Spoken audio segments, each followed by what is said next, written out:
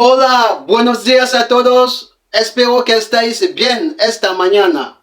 Yo me llamo Roberto, professeur de espagnol. Salut à tous, j'espère que vous allez bien. C'est avec plaisir de vous retrouver une fois de plus pour pratiquer l'espagnol. Aujourd'hui, nous allons aborder une autre leçon très importante qui porte sur le style direct et le style indirect. C'est quoi le style direct? Le style direct, c'est le fait de reproduire les paroles exactes d'une personne en les mettant entre guillemets ou sous tiret. Comme exemple, nous pouvons dire le professeur dit je ne veux pas le désordre. El professeur dice no quiero desorden. Et le style indirect, c'est le fait de rapporter les paroles d'une personne sans les mettre entre guillemets. Le professeur dit qu'il ne veut pas de bruit. Le style direct et le style indirect sont deux structures très essentielles pour la communication. Dans la mesure où le style direct nous permet de garder l'authenticité des paroles d'une personne, à travers laquelle on peut entrevoir la personnalité de cette personne, son background, ses émotions ou son état d'esprit. Et de l'autre côté, le style indirect nous permet d'étendre la communication et de la diversifier. C'est pourquoi, si on a dit dans la première phrase, le professeur a dit « je ne veux pas le désordre ». S'il arrive que ce professeur est allé, par exemple, faire un tour et qu'entre-temps, un élève est entré dans la salle de classe, il faudrait bien que ses camarades puissent lui passer le message du professeur. C'est ainsi qu'ils diront, le professeur a dit qu'il ne veut pas de bruit. L'avantage avec ce style, c'est que le message ou l'information est accessible à tous. Parce que une citation ou un discours qui est censé être complexe va être analysé et par la suite simplifié pour une bonne compréhension. Bien, nous allons aborder le style direct et le style indirect en espagnol. Il sera question de savoir comment est-ce que le style direct est d'abord présenté et ensuite savoir comment est-ce qu'on peut passer du style direct au style indirect. Oui, parlant bien sûr des différentes règles qui peuvent nous permettre de le faire sans difficulté, afin que lors de nos communications, conversations, que nous puissions savoir comment citer en espagnol ou rapporter correctement les paroles d'une personne. Bien, nous allons commencer par prendre progressivement des phrases. Et ensuite, nous allons évoquer des règles pour que, à la fin, nous sachions définitivement comment est-ce que le style direct et le style indirect se passent en espagnol. Bien, vamos. El professeur dice, deux points, ouvrez les guillemets, no quiero desorden. Je ne veux pas le désordre. On met le point et on ferme les guillemets. Là, nous voyons que nous avons deux parties. La première partie, c'est ce qu'on appelle la phase d'introduction. Le professeur dit, c'est le professeur dit. Et la deuxième partie, c'est ce qu'on appelle le style direct. No quiero desorden. Je ne veux pas le désordre. Ce sont les paroles exactes d'une personne sans aucune modification. Bien. Maintenant, pour passer du style direct, pour passer ce style direct au style indirect, il faudrait prendre en compte certaines modifications préalables. La première des choses qui a lieu de savoir est que lorsque, au niveau de la phase d'introduction, le verbe est à un temps présent, comme là nous avons un professeur dice. Dice qui veut dire dit, des verbes decir, dire. Nous voyons que dire est au présent de l'indicatif. À partir du moment où, au niveau de cette phrase d'introduction, nous avons un verbe au temps présent, voilà les différentes modifications au niveau des temps verbaux que nous aurons. Dressons d'abord la liste de ces temps verbaux et les différentes équivalences en termes de temps verbaux. Et ensuite, nous allons revenir au fur et à mesure, donner on va dire des exemples et des explications en même temps. Vamos. Bien, là, voilà quelques modifications que nous pouvons avoir au niveau des temps verbaux. C'est-à-dire quoi? C'est-à-dire, ici j'ai mis presente. Ça veut dire que là, nous avons le verbe presente, présent, dice. Nous voyons le verbe presente. Donc le présent, si c'est pour la phrase d'introduction.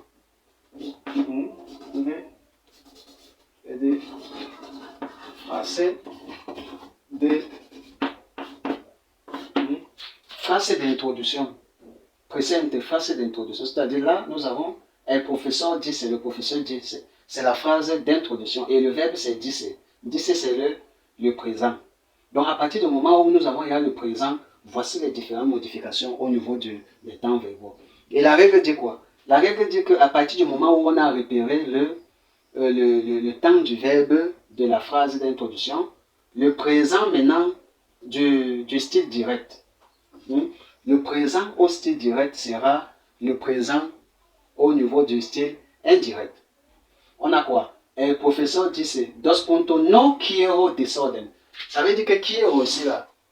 Quiero. El verbo querer. Quiero, je veux. Aimer. Ou du verbe vouloir. No quiero desorden. Ici c'est je ne veux pas de désordre. Mais dans d'autres circonstances, on peut aussi utiliser, quand on va dire par exemple yo te quiero, là ça sera je t'aime. Donc ça peut aussi être utilisé dans le sens de aimer ou de vouloir. Bien. Là nous voyons que quiero est également au présent de l'indicatif. No quiero, quiero, c'est également au présent de l'indicatif. Mais sauf que là nous sommes au niveau du style direct. Quiero est un style direct. Présente. On dit quoi? On dit donc que lorsqu'on va transformer maintenant au style indirect, il faudrait que ce verbe-ci soit transformé également au présent. On dit là, il n'y aura pas de modification. On dit ceci. Si au niveau du style direct, le verbe est à l'impératif, ce verbe-là deviendra au présent du subjonctif, et présente de subjonctivo. Et que s'il est au futur, il restera également au futur. Et que s'il est à imperfect ou d'indicatif, s'il est à l'imparfait, il restera à l'imparfait. Et s'il est au prétérito indéfini, donc au passé simple, il restera au passé simple. Bien, là, qu'est-ce que nous allons faire? Pour avoir un peu d'espace, nous allons aller au fur et à mesure. Nous avons dit, lorsque le verbe de la phrase d'introduction est au présent, le verbe, si le verbe du style direct est également au présent, ce verbe ne changera pas.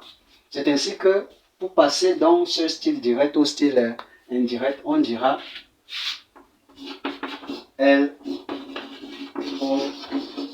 professeur dice que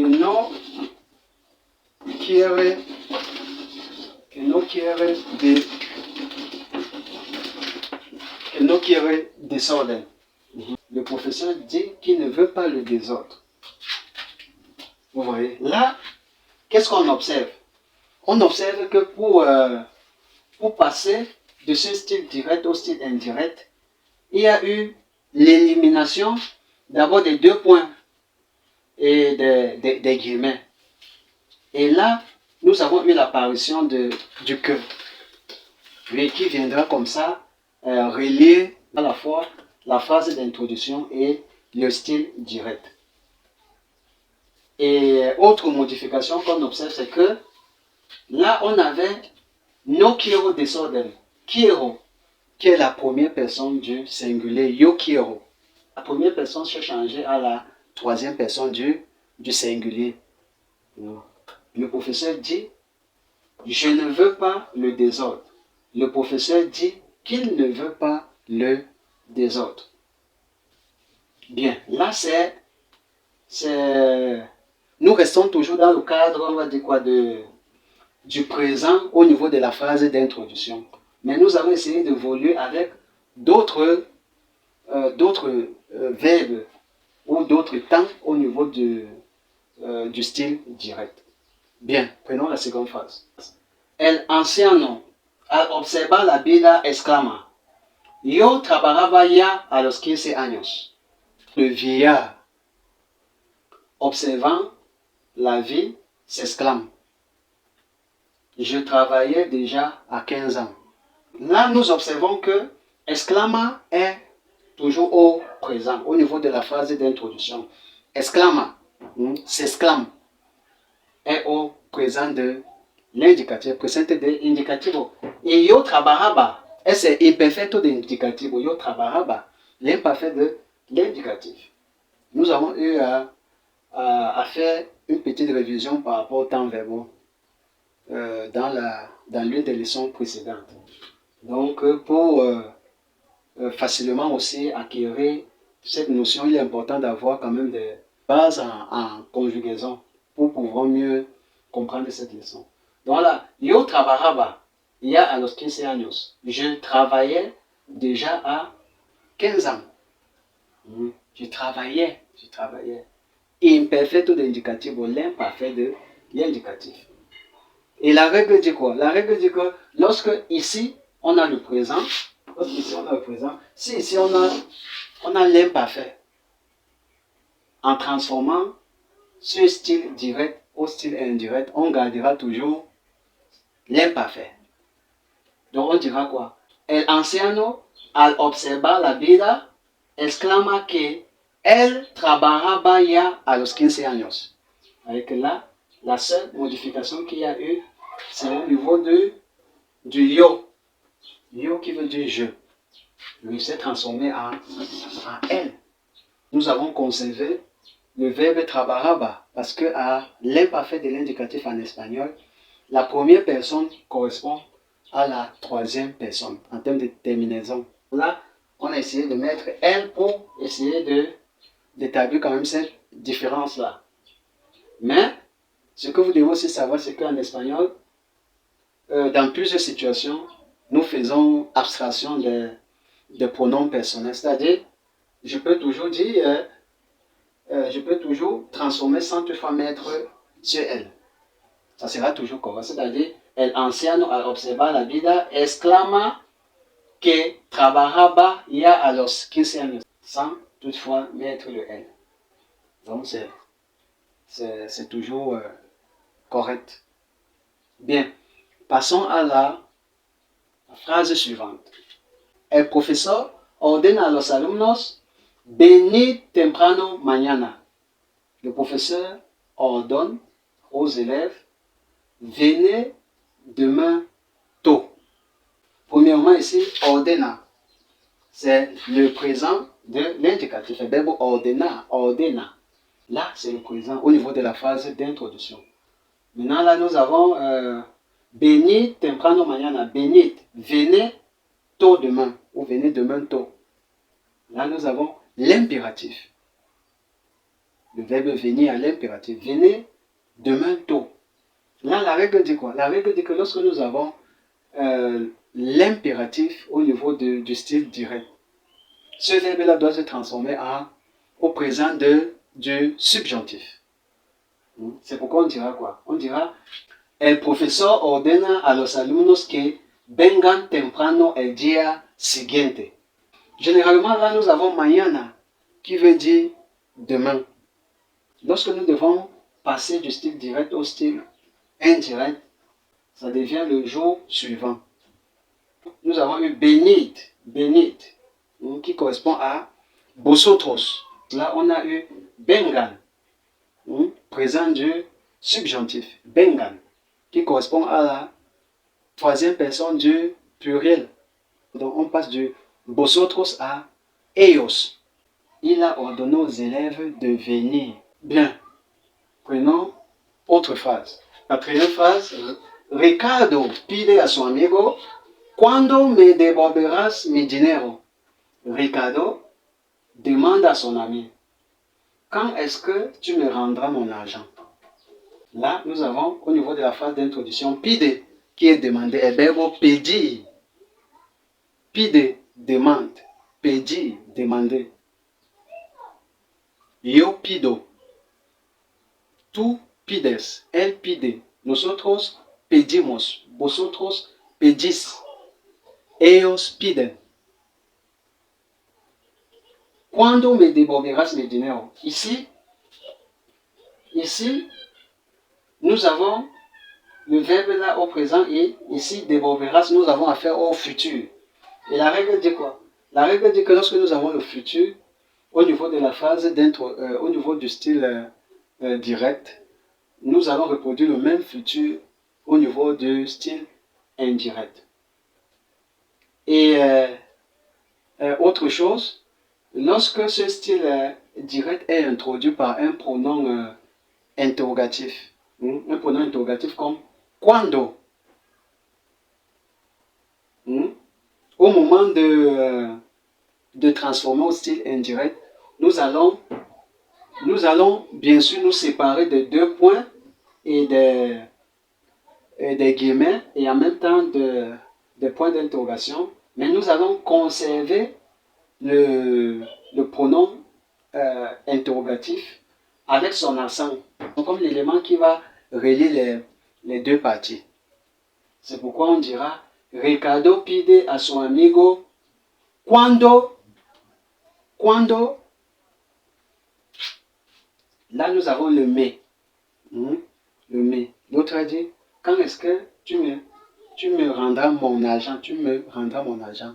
Maintenant, ça sera quand est-ce qu'il lui rendra son argent? Quand est-ce que Ricardo demande à son ami, quand est-ce que son ami lui rendra son argent? C'est la raison pour laquelle on dit, Ricardo pide a su amigo, cuando le devolverá. Il y aura maintenant ra et non plus ras. Parce que là, on passe à la troisième personne. Cuando le devolverá, ce n'est plus mi. Adjectif possessif, mon. Ça sera plus mi, ça sera maintenant so. Vous voyez les modifications. Cuando le devolverá su dinero. Ricardo demande à son ami quand est-ce qu'il lui rendra son argent. Bien, passons à la dernière phrase. L'aîné répond, nous étions 3 enfants dans notre maison. Là, nous voyons que la fuimos, c'est el pretérito indefinido, le passé simple. Nous avons le passé simple. Mais là, nous avons contesta. Contesta continue toujours à être au présent. Et là, nous avons fuimos qui est el pretérito indefinido, le passé simple. Ça veut dire, la règle dit que quand nous avons cette situation, ça veut dire que le pretérito indefinido sera toujours transformé au pretérito indefinido. C'est pourquoi on aura el hermano mayor contesta que fueron 3 hijos en su casa. Vous voyez, là on a nuestra qui sera su. L'aîné répond qu'ils étaient 3 dans leur maison. Là c'est la complexité de la conjugaison. Ouais. Là, nous voyons que le passé simple s'est transformé à l'imparfait en français. Et nous savons en même temps que ce passé simple en espagnol a souvent aussi l'habitude de se transformer au passé composé en français. Bien. C'est un peu ça. Là, le plus important, c'est de voir le mécanisme. Là, nous avons fuimos. L'élève devrait savoir comment est-ce que le verbe sert, que le verbe être se conjugue au pretérito indefinido. Là, nous avons fui, fuiste, fue, fuimos, fuisteis, fueron. Vous voyez,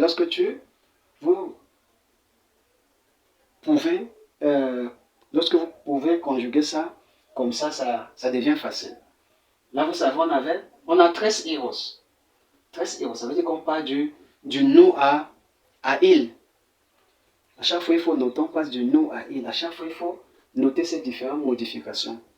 Parce que pour les modifications, elles se présentent en fonction des contextes, des phrases qui se présentent devant nous. Là, fuimos, on parle là à la troisième personne. On avait aussi le vous là-bas, on est toujours allé à la troisième personne. On avait le yo là-bas, on est le je, le yo, on est passé à la troisième personne du singulier, ainsi de suite.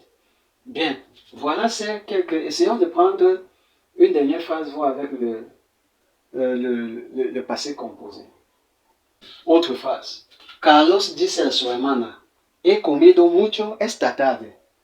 Carlos dit à sa sœur, j'ai mangé beaucoup cet après-midi. Là, nous avons dice qui est toujours au présent. Et maintenant, he comido, c'est pretérito perfecto compuesto. Pretérito perfecto compuesto. Le passé composé. He comido mucho esta tarde. Et la règle dit quoi? La règle dit que lorsqu'ici on a le présent indicatif, si ici on a le passé composé au style direct sera retransmis au style indirect. C'est pourquoi on dira Carlos dice a su hermana que ha comido mucho esta tarde. Que ha comido mucho esta tarde.